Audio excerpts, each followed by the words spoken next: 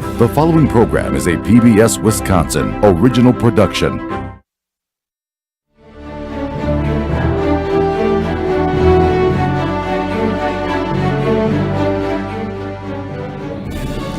Welcome to Wisconsin Public Media's coverage of Governor Tony Evers' 6th State of the State address. We are bringing you live coverage tonight from the Wisconsin State Capitol in Madison. In a few moments, the 46th Governor of Wisconsin will make his way into the Assembly chambers. Evers will speak tonight before a joint session of the Wisconsin Assembly and Senate, the state Supreme Court, his cabinet, and tribal leaders. Good evening, I'm Sean Johnson from Wisconsin Public Radio. And I'm Frederica Freiberg from PBS Wisconsin. Tonight, Democratic Governor Tony Evers lays out his plans for 2024. He'll be speaking to the 107th session of the Wisconsin Legislature. Senate Majority Leader Devin LeMahieu, who represents communities in Sheboygan and Manitowoc counties along Lake Michigan, will provide this year's Republican response immediately following the governor's State of the State address. And we do understand that the governor expects this evening to focus on what he has called workforce challenges, including shortages of workers and childcare and that kind of thing. But ahead of this shining night for the governor, the Republican legislature has been busy both yesterday and today. Yeah, I mean, tonight this speech is all about him framing the agenda as he sees it. They've spent the last couple days framing it as they see it. They passed, they held a hearing yesterday in the Assembly on a 14-week abortion ban. Today, Republicans in the Senate and Assembly introduced a package of tax cuts, and Senate Republicans even passed a redistricting plan. So they have been busy. Kind of laying out the table for the legislative session, what's left of it. This is the governor's chance to do the same before the state of Wisconsin. And the governor is expected to make his way into the Assembly chambers very shortly. We know that the Supreme Court, a new Supreme Court than the last time that the governor gave this address, is seated, and the state Senate is also in the Assembly chambers awaiting the governor's address. Yeah, I mean, that's a pretty seismic change in terms of the audience he's speaking to in the room. We still have those big Republican majorities that he's been used to during his first term and the first year of this term. We have 22 Republicans in the Senate, 64 in the Assembly. You kind of know the drill if you watch these speeches. They're not going to clap for a lot of the stuff he says. Democrats will clap for most of it. The court, though, is a huge deal, and there's a 4-3 liberal majority there now, and they're going to be busy in the next few months on issues like redistricting, but they're not. They won't be the vocal people in the audience. I think it's fair to say tonight. Yes, and as you've just said, of course, that redistricting case is before the new liberal majority Supreme Court, a very major deal as the governor gives his address tonight. And, we also have different circumstances for the State of the State than we did last year in that this is not a budget year. So this is not kind of a hint at what he's going to be doing with his budget. It's not his own, re-election year. He's not on the ballot this year, but we do have that 2024 election and everything that it brings with it, a presidential election. As we get drawn in by the orbit of that thing, the gravity, everything just gets more and more political. Everything gets more and more partisan. And so some of the bipartisan compromises that they reached last year on issues like shared revenue or funding for the Brewers Stadium, housing, it's going to be tougher to reach potentially in a year when you have an election like we do, and we're the center of the political universe. But they have a couple months to work on some stuff in the legislative session.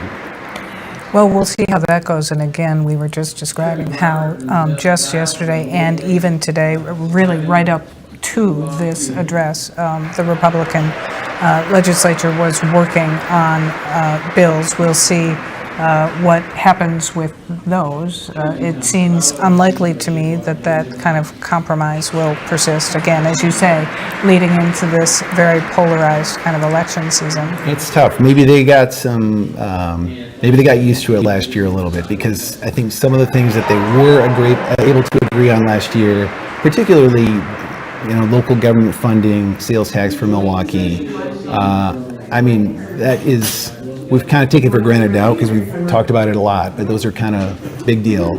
And that was, Republicans passed it with help from Democrats, signed by a Democratic governor. So the framework is there. They have done it.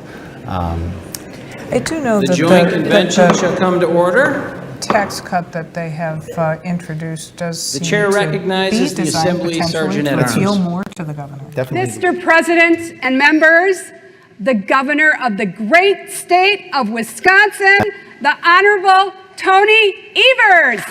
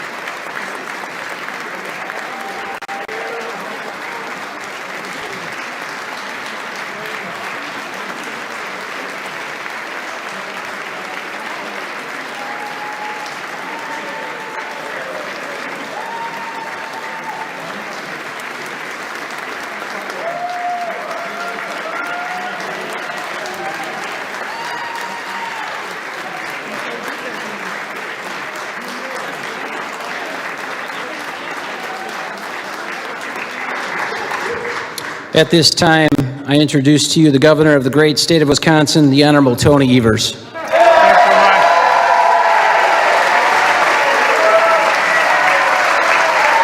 you.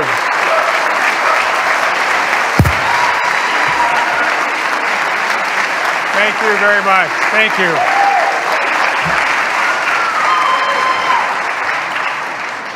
No, I didn't see. I asked one of the four legislators that were coming down with me one of them to do a somersault. Did anybody do that?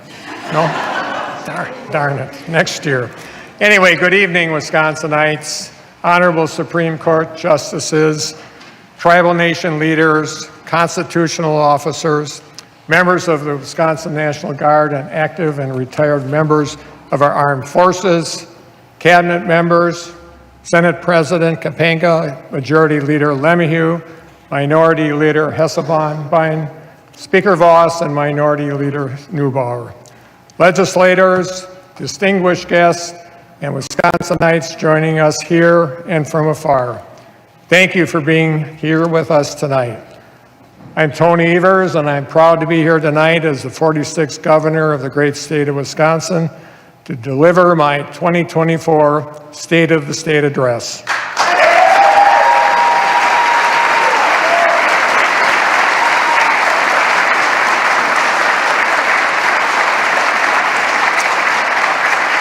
My daughter Katie and my grandson Keaton are here with us tonight. And if you'll bear with me for a minute, I'd like to give a special shout out to my better half, Kathy, who's here as well.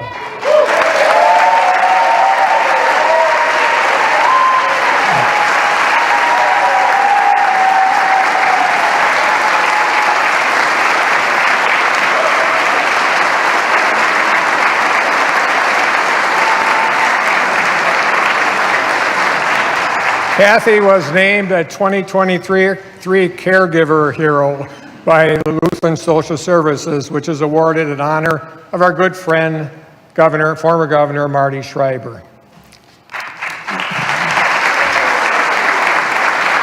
Kathy was recognized for her advocacy around Alzheimer's and other dementias, including making the executive residence a dementia-friendly location.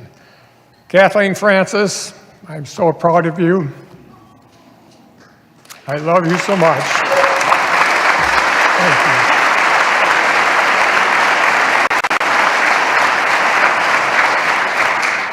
you. Wisconsin, it's been one heck of a year, and I have much to report. When I delivered my 2023 State of the State address a year ago, we are kicking off Wisconsin's 175th birthday and celebrating 175 years of statehood. Wisconsin has never been in a better fiscal position.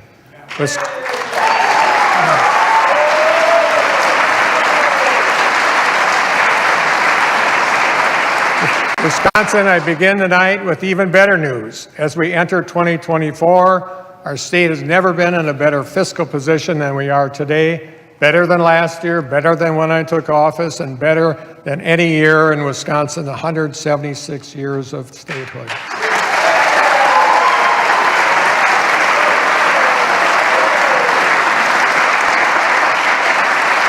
We began this biennium in the best fiscal position in our state's history. We set out to prepare a breakthrough budget, a rare opportunity to define our posterity. And together we did. We needed to take responsibilities for some of our state's most important obligations, but we still couldn't afford to be careless or reckless. We needed to make investments in priorities long neglected, but we still had to save where we could. We needed to stay prudent and well within our means while still marching towards the future we're working hard to build together. Our bipartisan efforts on housing are a good example. I completed my fourth 72-county tour of Wisconsin this past December. I've been to every county at least 4 times and sometimes many more. And no matter who I'm talking to or where I go, our largest communities are our smallest towns and villages. Wisconsinites tell me we need more affordable housing, and I agree.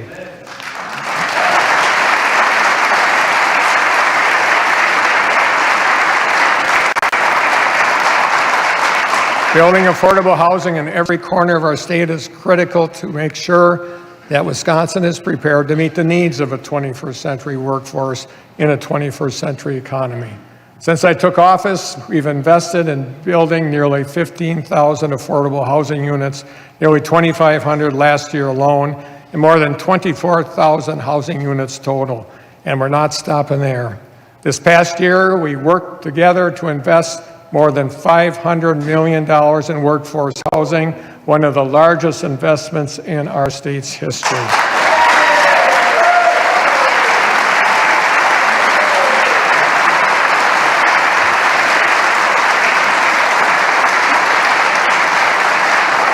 We're working every day to make sure our workforce, economy, and infrastructure are ready to meet the needs of the 21st century.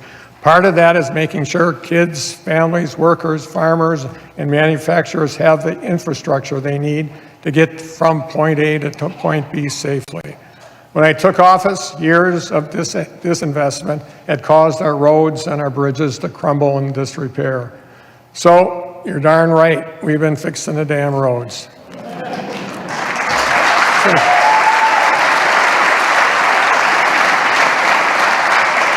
All you got to do is find those orange barrels.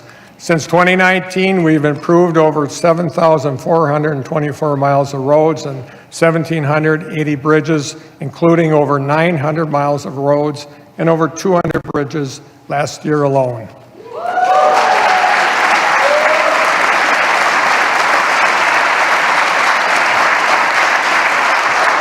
We've also worked with our Minnesota and federal partners to secure over $1 billion in federal funding to support our effort to replace the Blodgett Bridge in Superior.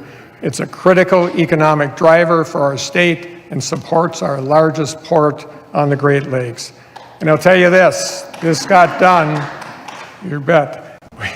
And I tell you this, we got this done because there's no one who's been fighting harder in Washington to bring this investment back home than Wisconsin Senator Tammy Baldwin.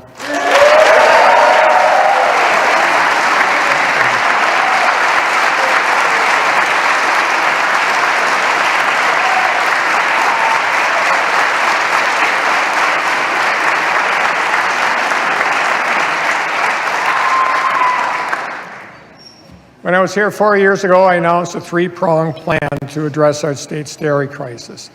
I later proudly signed a bipartisan bill creating the Wisconsin Initiative for Agricultural Exports.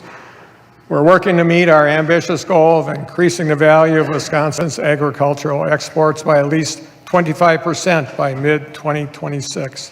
So we worked together last year to invest $2 million to help promote Wisconsin's milk and dairy, meat, crop, and other products around the world.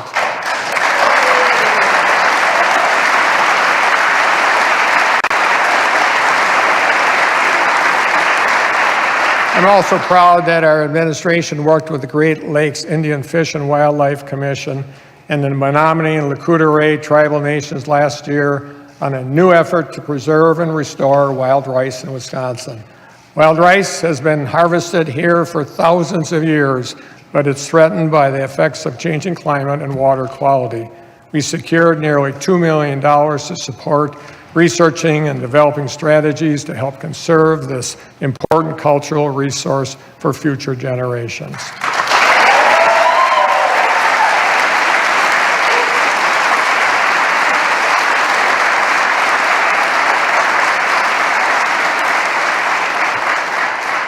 Conserving and protecting our natural resources and land continues to be a top priority for my administration.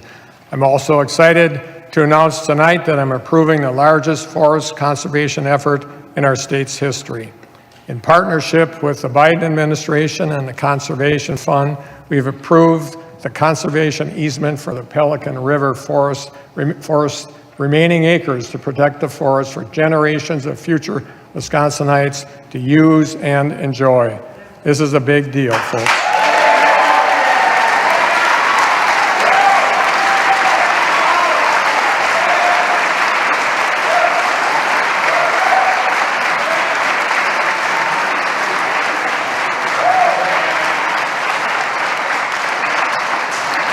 Wisconsinites, this is the future we're building. And no matter where you live, you can see the results of our efforts.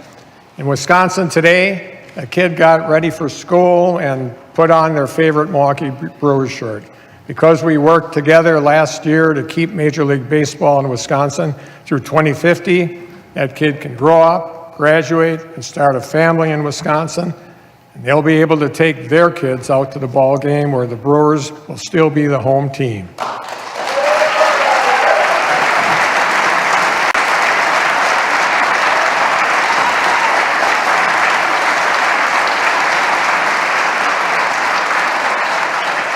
Today, a Wisconsinite tuning in from their TV at home is using electricity that is 100% solar powered and carbon free because we've approved enough solar projects across our state, 4,000 megawatts worth, to power more than 750,000 Wisconsin homes with average electricity usage for 365 days straight.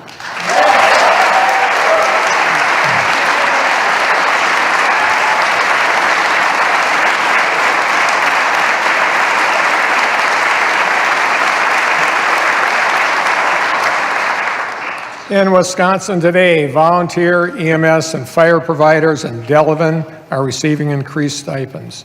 Barron County has hired 2 new public safety officers. Peshtigo is purchasing new EMS equipment, and residents on the south side of Milwaukee will have quicker emergency response times. This progress is possible because we work together to provide a historic increase in shared revenue, state support that goes directly back to our local communities.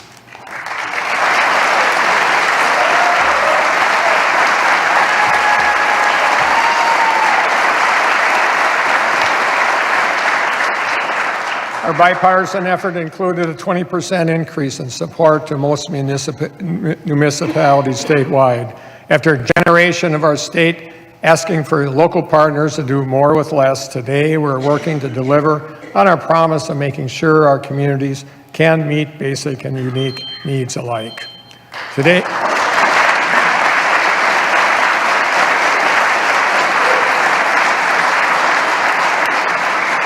in Wisconsin, one of our nation heroes has joined our workforce after transitioning from service back to civilian life. He went to work today in a good-paying, family-supporting job right here at home in Wisconsin, where I'm proud to announce that we now rank 4th in the country for successfully helping veterans find employment.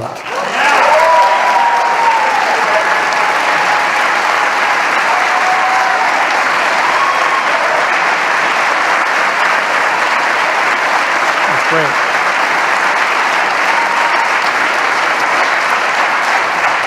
We all have to be proud of that. Wisconsinites, this is the state of our state. This is the future we spent years working hard to build together.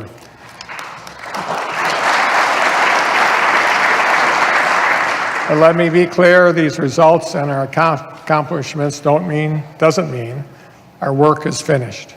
If anything, our progress demands our efforts to continue. There is, as always, more we can do. And that work begins in earnest here tonight.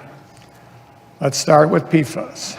PFAS are a real threat to our kids, our families, our communities. These human-made chemicals can be toxic to humans and wildlife, and they've been used in everyday products for more than a half a century. In Wisconsin, where we hunt, fish, and want to trust the water coming from our tap, and where our economies rely upon water resources for livestock, crops, and outdoor recreation, PFAS are a threat to our way of life and our economy. That's why I directed $10 million into a new statewide program to help contaminants like PFAS get contaminants like PFAS out of our water supplies. I'm proud to report this program has helped replace or abandon nearly 500 contaminated water wells across Wisconsin.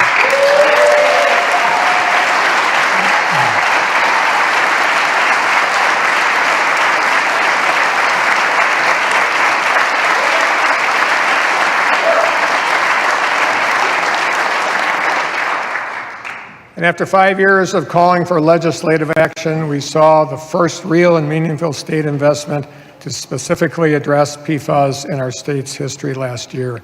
The legislature and I both approved a $125 million investment to start tackling PFAS across our state.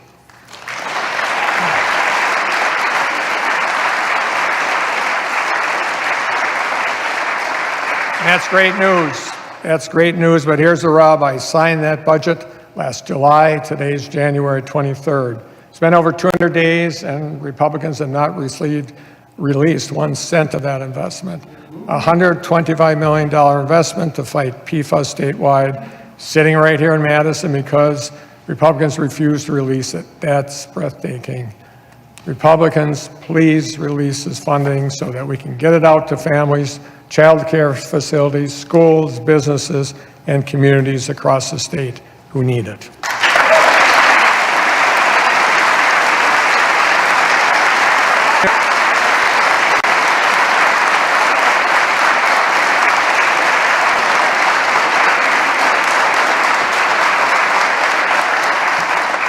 Another area where we must work together to do more and quickly, let's talk about mental health.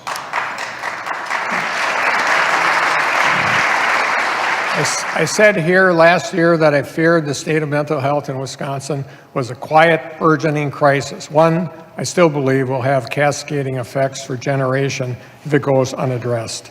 So I declared 2023 the year of mental health in Wisconsin, and yes, we accomplished some important work together.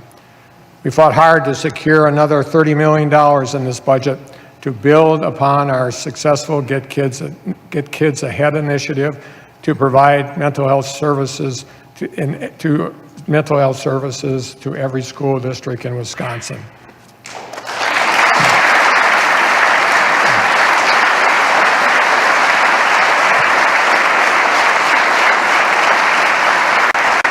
But I don't need to remind this legislature that I requested more than $500 million last year to help expand access to mental and behavioral health services statewide, only a fraction of which was approved. 1 year after declaring the year of mental health, I'll tell you tonight, as governor and as a grandfather, my concerns have not changed and my fears have not waned. Much work remains. The data have not improved. According to the latest report from the Office of Children's Health, Mental Health, Kids continue to report highly concerning levels of anxiety, depression, self-harm, and suicidal thoughts. That's still especially true for teen girls, students of color, and LGBTQ kids. 1/3 of our high school kids still experience feelings of sadness and hopelessness nearly every day. About 1 in 10 teens have attempted suicide, and nearly half of LGBTQ youth seriously consider suicide. Today, 1 in 6 kids experience a serious episode of depression in 2023. Used to be 1 in 7. My administration and I are not going to let up on our work on this issue in 2024. We're going to double our efforts and take a whole of government approach. Tonight I'm announcing I'm creating an interagency council on mental health and directing Wisconsin state agencies to work together to reduce barriers and address gaps in mental health services. We're going to develop a statewide mental health action plan to address the root causes of our mental health crisis, increase awareness and reduce stigma, and to build capacity for us to expand access to mental health services statewide.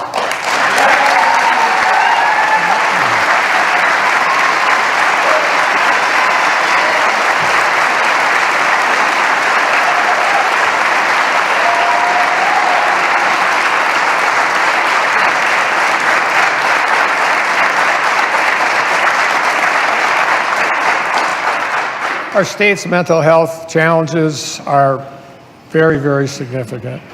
Let's do more and urgently make a difference on this issue in 2024. We have to. And I'm optimistic we will, because our kids are leading the way. Students in Merrill are doing amazing work through a student-led program called Raise Your Voice. It's part of an effort led by NAMI Wisconsin to educate, support, and empower youth to talk openly about mental health. The program at Merrill High School began with just 8 kids, and then it grew. And these students have helped expand the program to other middle schools and high schools across the region with more than 200 members. Merrill's Raise Your Voice advisors and founding students are here in the gallery tonight. Please join me in recognizing them, and let's resolve tonight to do the work to support our kids. Where are they?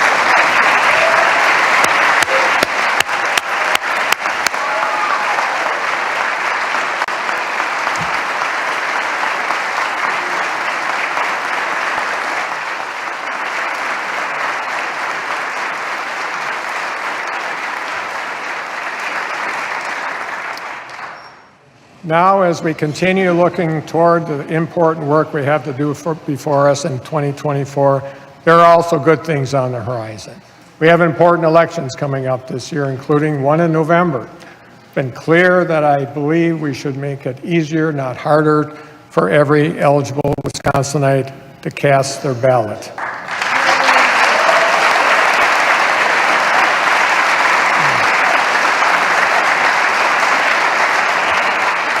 And yes, I'll continue to veto any effort by politicians to abuse their power to interfere with our elections, just as I always have.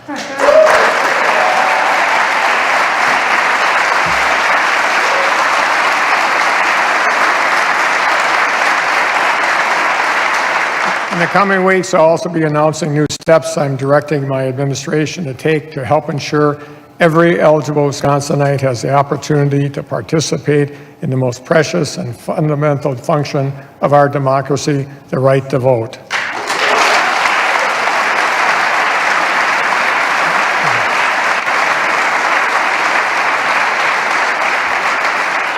And there's more good news. I promised from the beginning I would never stop fighting for fair maps. As I stand here tonight, I have never been more hopeful that when Wisconsinites head to the ballot box later this year, they'll be voting under legislative maps that are fair, responsive, and finally reflect the will of the people of this state.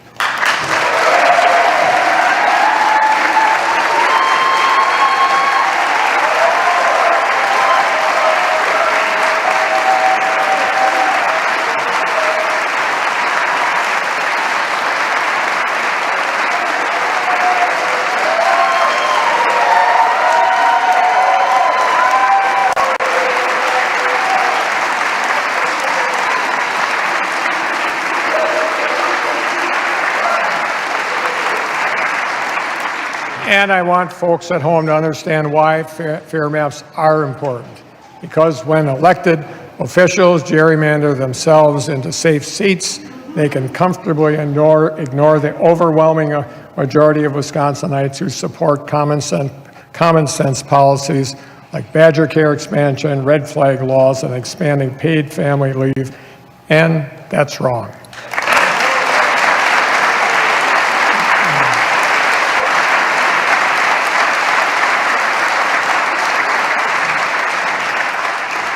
What has happened on the issue of reproductive freedom in Wisconsin over the last 2 years is another good example of why we need fair maps. For a decade now, 60% of Wisconsinites on average have consistently said they support abortion being legal in all or most cases. And yet, each time I've asked Republicans to restore Wisconsinites' reproductive freedom to what it was the day before the U.S. Supreme Court overturned Roe, they said no. And because of that, Wisconsin women spent over a year experiencing firsthand what it's like to live in a state that bans nearly all abortions, even in cases of rape or incest. Today, thanks to the lawsuit Democrats filed days after the Supreme Court decision, Wisconsinites now have the same reproductive freedom in Wisconsin that they did on June 23rd, 2022, before Roe was overturned.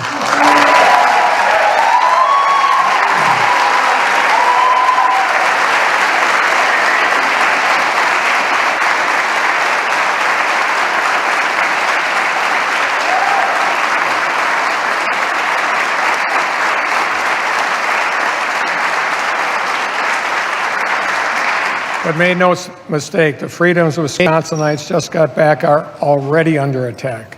Republicans are advancing a bill that would ask Wisconsinites to strip themselves of some of the basic reproductive freedoms that were just recently restored to them, in cases, and no exemptions in cases of rape or incest. Folks, Wisconsinites have been abundantly clear. As another example, Republicans' last candidate for governor wanted to take those same freedoms and more away. You might notice he's not here delivering the State of the State address tonight.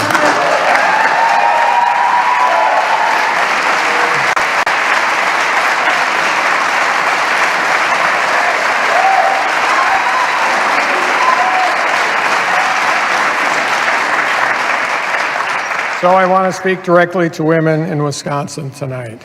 I will veto any bill that takes away your reproductive freedom or makes reproductive health care any less acceptable than it is today, period.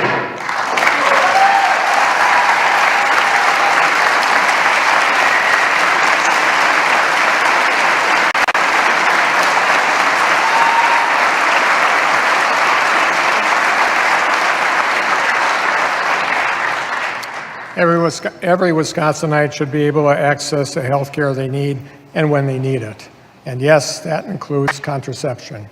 Last summer, the Food and Drug Administration approved the first daily oral contraceptive pill for use without a prescription, which is expected to be available in stores and online later this year. And that's great news. Badger Care Plus currently covers over-the-counter emergency contraception and daily contraception with a prescription from a provider. Today I'm announcing I'm directing the Department of Health Services to issue a standing order for Badger Care Plus to serve as the prescription to cover over-the-counter contraception, including emergency contraception.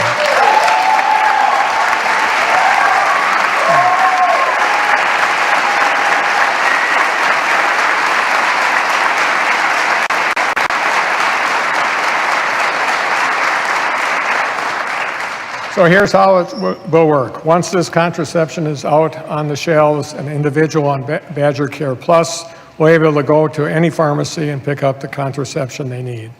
The pharmacy will use DHS's standing order to process their insurance company coverage.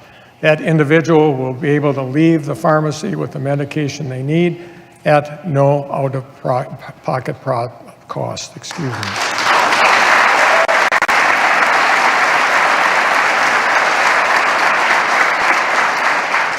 There's also work that we can do together to support healthy moms, babies, and families across Wisconsin, especially as we celebrate Maternal Health Awareness Day. Pregnant women in Wisconsin up to certain income levels are eligible for Badger Care Plus for the term of their pregnancy and up to 60 days after they give birth. But as most people know, recovery time from pregnancy often lasts longer than 60 days.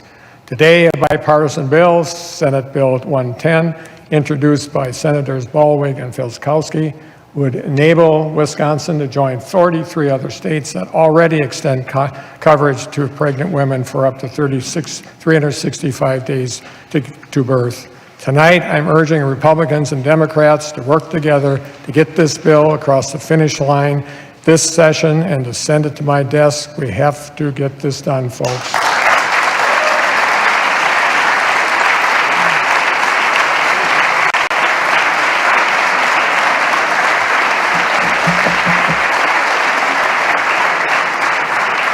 This past year has shown there's much we can accomplish when we work together.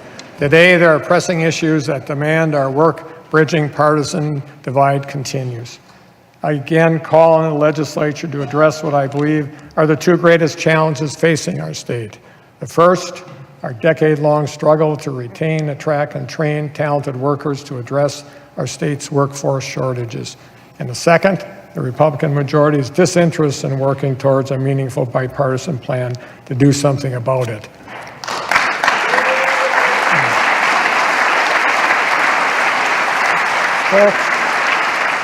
Folks, no isn't a workforce plan. Asking more kids to work in the workforce is not a workforce plan.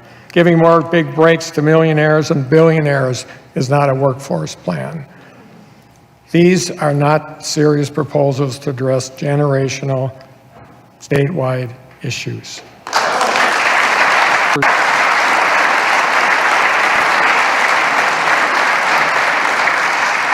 In April last year, our state unemployment rate hit a record low of 2.4%. Last year, Wisconsin had an all-time lowest number of unemployed workers ever in modern history. And our state's labor force participation rate also consistently remained above the national average throughout the year.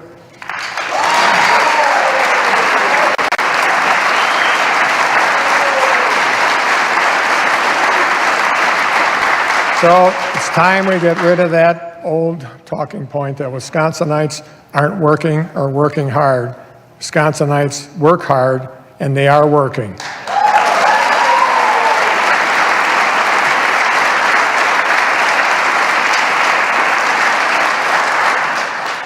From my vantage point, three things are key to addressing our state's workforce challenges.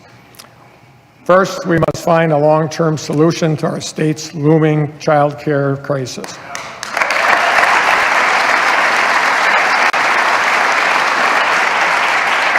Second, we must expand paid family leave. And third, we must invest in public education at every level, early childhood to our technical colleges and universities.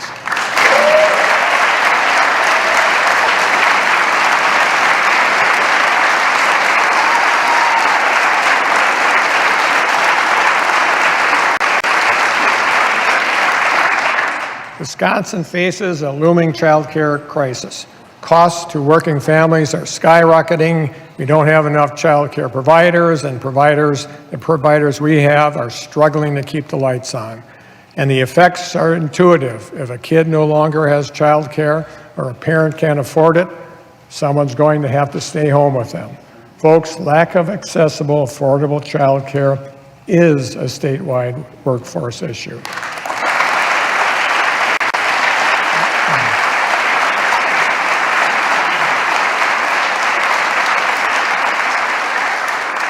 Without continued investments in child care counts, our workforce will suffer mightily. 2,110 child care programs are projected to close. 87,000 kids could be without child care. We could lose over 4,880 child care jobs. That's about $500 million of economic impact on our state. I introduced a comprehensive workforce plan to stabilize our child care industry and prevent its collapse. Republicans rejected it. So last fall, I directed $170 million in emergency funding to keep our child care industry afloat.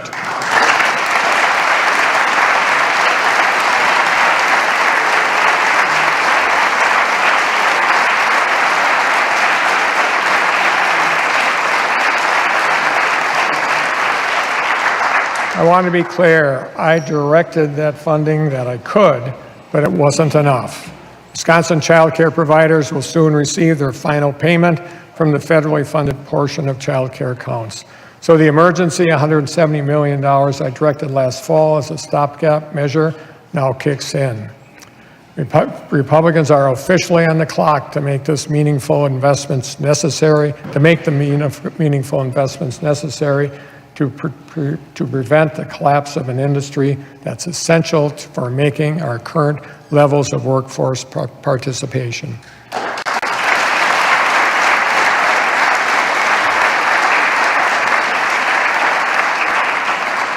Wisconsin, we also need to expand paid family leave.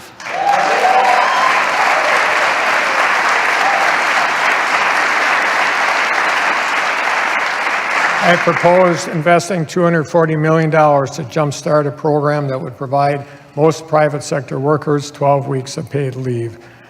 Republicans rejected my proposal, not once, but twice. Paid leave is the right thing to do for kids and their families, and it's also what we need to do to compete and keep talented workers.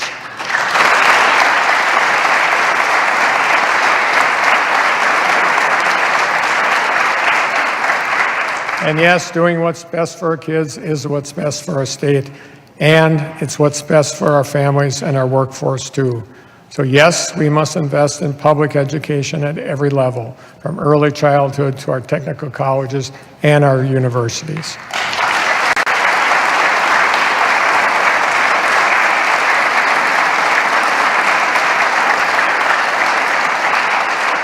Now, I will never expect Republicans and Democrats in this building to agree with each other, or me for that matter, on the merits of every policy 100% of the time. That's what democracy is about.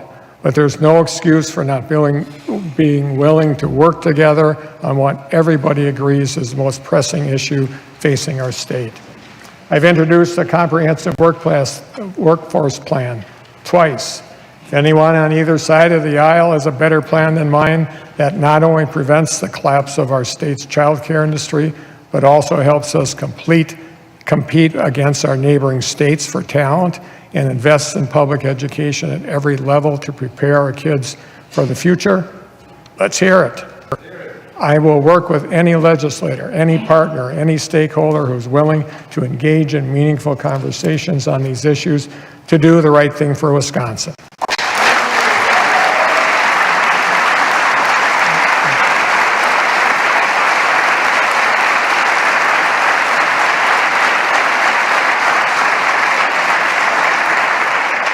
In the meantime, my administration will continue to pursue every pathway and seek every avenue to address our workforce challenges without legislative action, just as we have for 5 years. And we'll continue that work here tonight. Making sure our workforce is prepared to meet the needs of a 21st century economy is a top priority for me. And my administration is going to lead by example. That's why tonight I'm declaring 2024 the year of the worker in Wisconsin.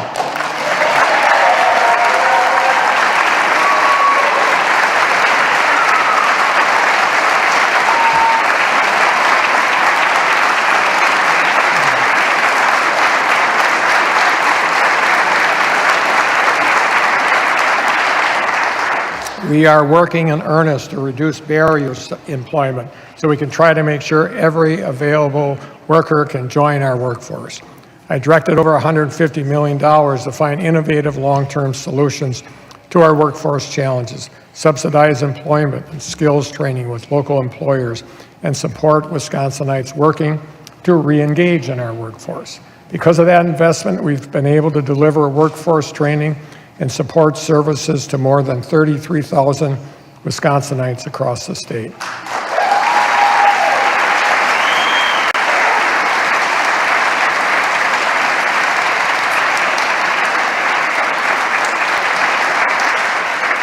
I joined with the Wisconsin laborers about a year ago to announce Wisconsin had the highest participation rate in our registered apprenticeship program in 2 decades. In November, I celebrated National Apprenticeship Week and announced Wisconsin had reached an all-time record high number of participants in the registered apprenticeship program's 112-year history. How about that?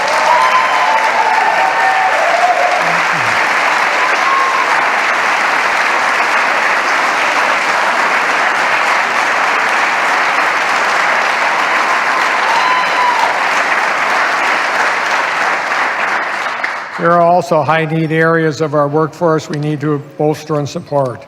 According to the Department of Workforce Development, Wisconsin faces a potential deficit of 20,000 nurses by 2040. Between 2020 and 2030, Wisconsin's healthcare industry will see nearly 32,000 annual openings across occupations. So last year, my administration launched one of the country's first ever registered nurse apprenticeship pathways to help address the demand for workers. And we announced a new initiative to train over 10,000 certified direct care professionals to address our state's shortage of caregivers.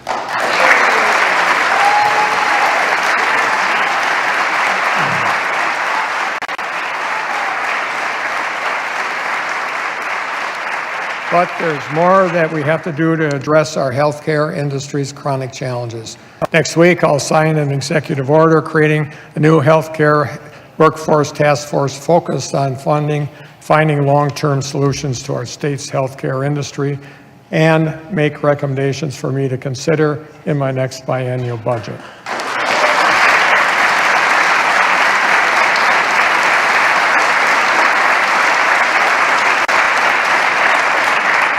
We also know we must work to retain talented educators who work every day to do what's best for our kids. Recent estimates show that only 67% of new educators in Wisconsin make it past 5 years. So through the Department of Workforce Development, our administration is launching a new teacher apprenticeship pilot program with the Department of Public Instruction to provide more mentorship and support for new educators.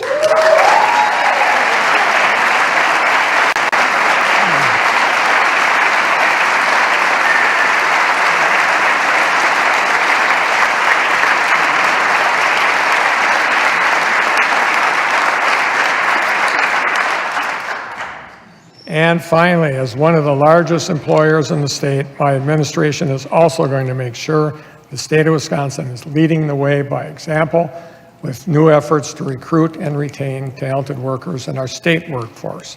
I'm also announcing tonight I'm creating a new Office of State Employee Engagement and Retention to improve retention, mentorship, and engagement of our state workers across all of our state agencies.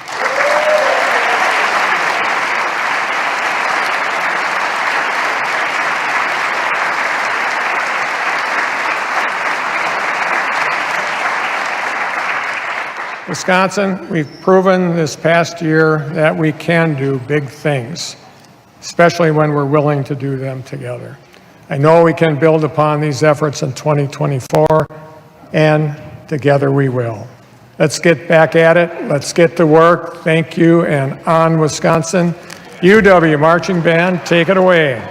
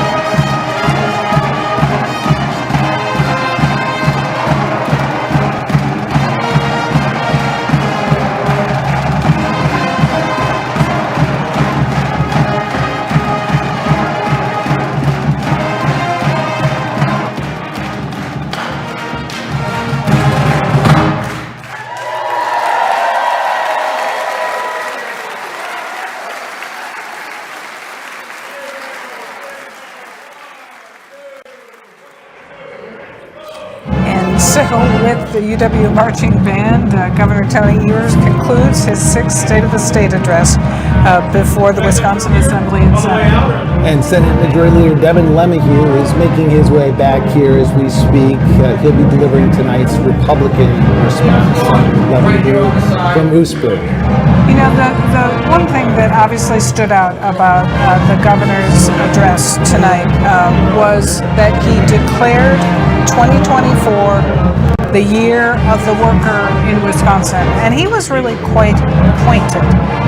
He spoke about this being the most pressing issue in our state, having to do with what he calls a child care crisis, calling for expanded family leave, investments in public education, the healthcare workforce. I mean, this is what he focused on tonight, but he also took some sharp blows to the Republicans.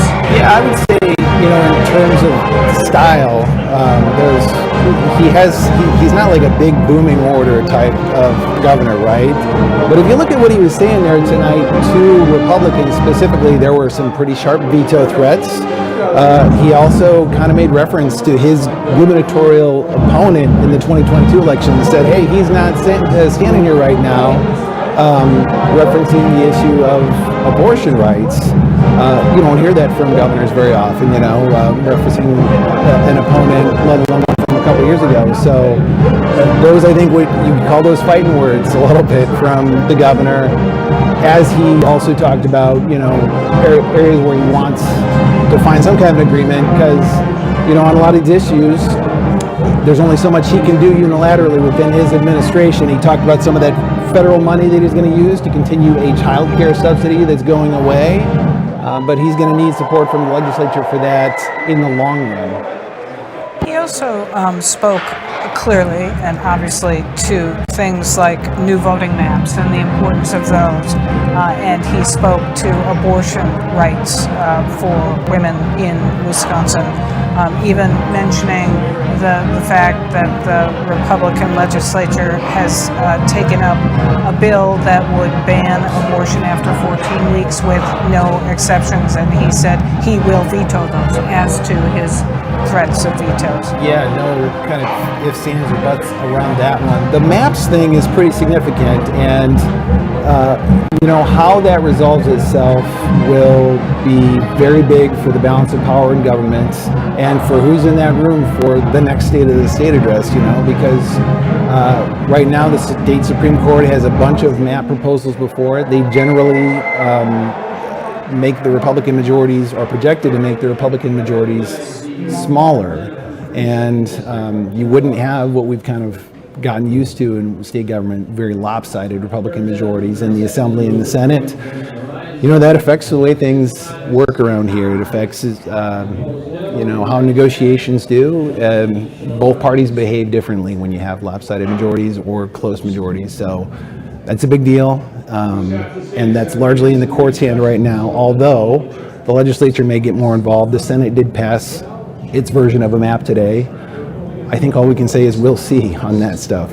Yeah, that's a super interesting thing that the Senate came out with a new map proposal. It apparently goes to the Assembly now, and meanwhile, the Supreme Court is now considering these other submissions of maps. And so, again, we'll see what happens there. It doesn't seem likely that the governor would be holding hands with the Republican legislature on their latest kind of submission of a voting map. Yeah, he I think, alluded to that as much. It does not seem likely, although they did base their latest plan, at least as a starting point, they used a map that he had submitted to the court, but they made changes, and we don't really have a partisan breakdown to those changes yet, so it's kind of hard to comment on it in comparison to the other maps that are out there at the moment. So we are again awaiting Majority Leader Devin LeMahieu from the state Senate to provide the Republican response, and we do believe that he is in place. Majority Leader Devin LeMahieu represents district from Oostburg, and he has the Republican response.